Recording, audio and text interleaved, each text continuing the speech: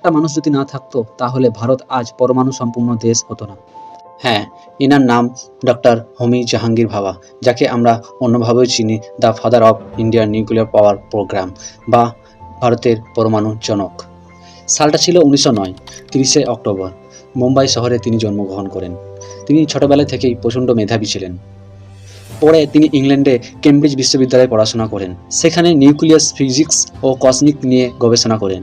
দ্বিতীয় বিশ্বযুদ্ধের সময় তিনি ভারতে ফিরে আসেন, আর তখনই তার মাথায় আসে ভারতকে নিউক্লিয়ার শক্তিতে পরিণত করা। স্বপ্ন পূরণের লক্ষ্যে তিনি তৈরি করেন tata institute of fundamental research.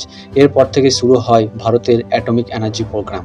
কিন্তু একটা বড় সমস্যা, পরমাণু বোমা তৈরি করতে গেলে সবচেয়ে বেশি প্রয়োজন ইউরেনিয়াম, যা ভারতে সবথেকে কম পাওয়া যায়। তবুও তিনি থেমে থাকেননি। তিনি বুঝেছিলেন ভারতে ইউরেনিয়াম কম হলেও থোরিয়াম প্রচুর পরিমাণে পাওয়া যায়। তখনই তিনি তৈরি করেন এক অসাধারণ পরিকল্পনা, 3 স্টেজ নিউক্লিয়ার প্রোগ্রাম।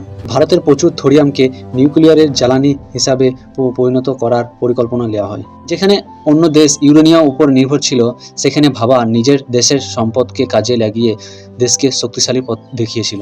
তো 1966 24 জানুয়ারি এক বিমান দুর্ঘটনায় তিনি মারা যান, আর ভারত এক মহান বিজ্ঞানীকে হারিয়ে ফেলেন।